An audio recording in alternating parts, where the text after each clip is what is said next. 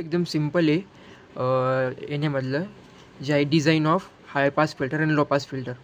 तर दोन राहतात, टी सेक्शन आणि एक पाय सेक्शन राहतो. ओके, ही हाय पास फिल्टरचा प्रॉब्लेम आहे.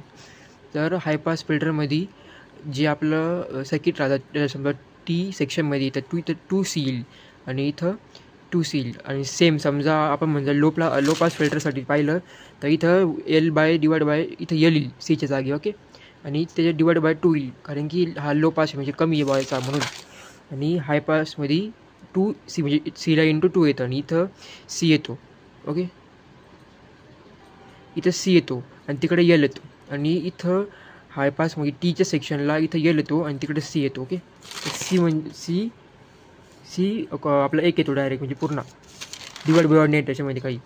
आणि पाय सेक्शनमध्ये सी इथं डायरेक्ट जो येईल तो डिवाइड नाही राहणार.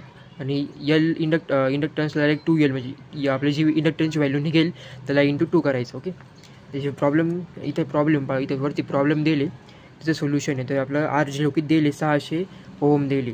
आणि फ्रिक्वेन्सी कट ऑफ फ्रिक्वेन्सी दिली 10 kHz. ओके, तर फॉर्म्युला आपला एल फाइंड आउट करायला R0/2πfc. तर R0ची व्हॅल्यू टाकायची 600. आता व्हॅल्यू टाकल्यानंतर व्हॅल्यू भेटते आपल्याला 4.77 मिली हेनरी. ओके, तर ही आली इंडक्टन्सची व्हॅल्यू. त्याच्यानंतर कॅपॅसिटन्सची व्हॅल्यू काढायची. त्याचा फॉर्म्युला आहे 1/4πfc म्हणजे cut off frequency into R. जो आपण व्हॅल्यू टाकू त्याच्यानंतर आपल्याला भेटतं याची व्हॅल्यू एन म्हणजे नॅनो फॅरेड. त्याचं सीचं उत्तर आलं 13.26. तर हे कसं का आलं, आता आपण जेव्हा व्हॅल्यू टाकू तेव्हा याचं असं उत्तर येतं. तर आपण याला फक्त 10 नॅनोमध्ये कन्वर्ट करायसाठी 10⁻⁹ नॅनो म्हणजे 9, 10⁹. तर आपलं उत्तर आलं 13.26. ओके, आपण याला मायक्रो फॅरेडमध्ये पण कन्वर्ट करू शकतो. ओके, किंवा नॅनो काही आपल्या मर्जीनुसार. त्याच्यानंतर आपण मग व्हॅल्यू पुट करू. आता सी इंटू 2 आहे. तर सीची व्हॅल्यू किती आली आपली 13.26. याला इंटू 2 करायचं, मग आपल्याला याची व्हॅल्यू भेटते. Okay, same. आणि आपली इंडक्टन्सची व्हॅल्यू 4.77 जी मिली हेनरी येते. ओके, इथं मिली हेनरी.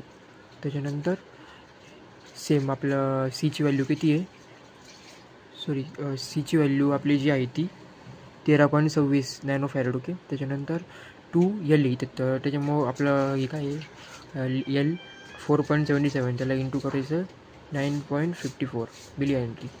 हे एकदम सिम्पल आहे. या हायपास फायसाठी. आता लो पाससाठी पाहू आपण. तर हे लो पाससाठी आहे.